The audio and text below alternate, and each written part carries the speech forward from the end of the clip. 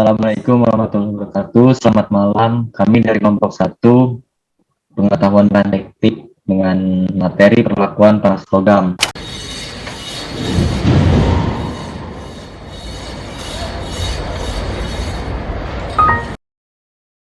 Tentunya izin memperkenalkan diri, nama saya Muhammad Fajar Pratama Disbaka dengan NPM 2154071004.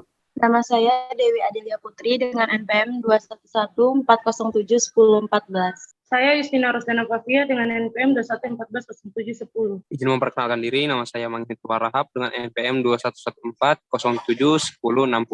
Perkenalkan, nama saya Abdul Manan 21 dengan NPM 2114071062. Perkenalkan, nama saya Dwi Agung Abdul Holik dengan NPM 2154071016. Pendahuluan.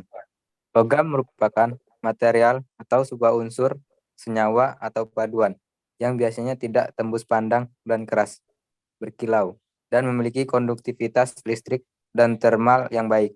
Logam umumnya bersifat liat, yaitu mudah ditempa atau ditekan, permanen, hingga berubah bentuk tanpa patah atau retak, dan juga fusible atau bisa disebut bisa dilelehkan, dan ulet, yaitu dapat ditarik hingga membentuk kawat halus. Sedangkan perlakuan panas merupakan suatu proses pemanasan dan pendinginan logam dalam keadaan padat untuk mengubah sifat-sifat mekaniknya.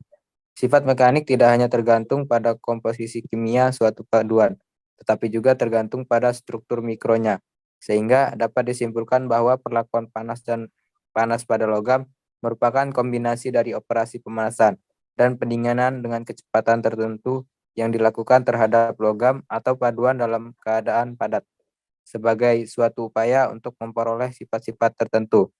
Logam seperti baja biasanya dilakukan perlakuan panas untuk tujuan 1. Pelunakan atau softening, 2. Pengerasan atau hardening, 3. Modifikasi material atau material modification. Secara umum, perlakuan panas heat treatment diklasifikasikan dalam 2 jenis, yaitu near equilibrium, dekat keseimbangan. Tujuan umum dari perlakuan panas jenis ini diantaranya adalah untuk melunakkan struktur kristal, menghaluskan butir, menghilangkan tegangan dalam, dan memperbaiki mechanability. Jenis dari perlakuan panas near equilibrium yaitu full annealing, stress relief annealing, process annealing, periodizing, normalizing, dan homogenizing. 2. Non-equilibrium, tidak setimbang. Tujuan umum dari perlakuan ini adalah untuk mendapatkan kekerasan yang lebih tinggi. Jenis dari perlakuan panas non-equilibrium adalah hardening, matte tempering, auto-tempering, surface hardening, carburizing, kneading, sanding, flame hardening, induction hardening. Hardening disebut juga penyembuhan, merupakan salah satu proses perlakuan panas yang sangat penting dalam produksi komponen-komponen mesin.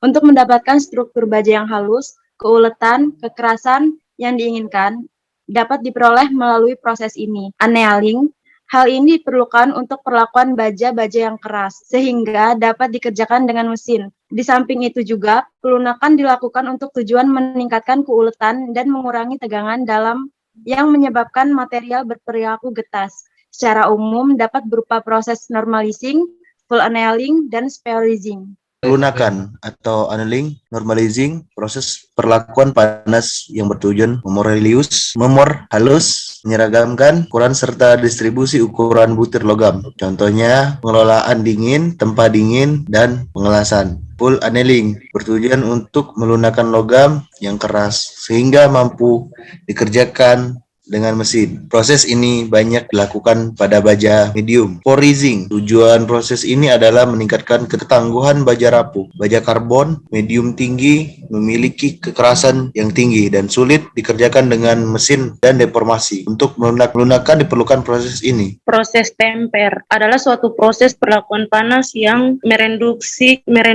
kegetasan dari suatu bahan. Proses ini dilakukan pada temperatur di bawah kira-kira 732 derajat Celcius untuk mengurangi kekerasan dan menambah keulatan bahan.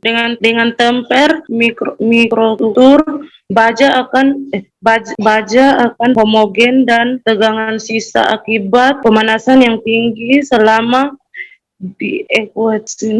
terlimin atau dapat diminimaliskan baja yang dikeraskan seharusnya di temparan sebelumnya digunakan. Kekerasan adalah ukuran ketahanan terhadap deformasi plastis oleh identasi. Kekerasan adalah ukuran ketahanan terhadap deformasi plastis oleh identasi. Kemampuan kerasan atau hardenability adalah kemampuan bahan untuk dikeraskan atau mudah tidaknya kekerasan dapat dicapai. Berikut adalah contoh gambar proses pelunakan seperti yang telah tertera pada gambar. Berikut adalah gambar dari proses pengerasan hardening. Sekian presentasi dari kelompok kami. Mohon maaf bila ada yang salah. Assalamualaikum warahmatullahi wabarakatuh.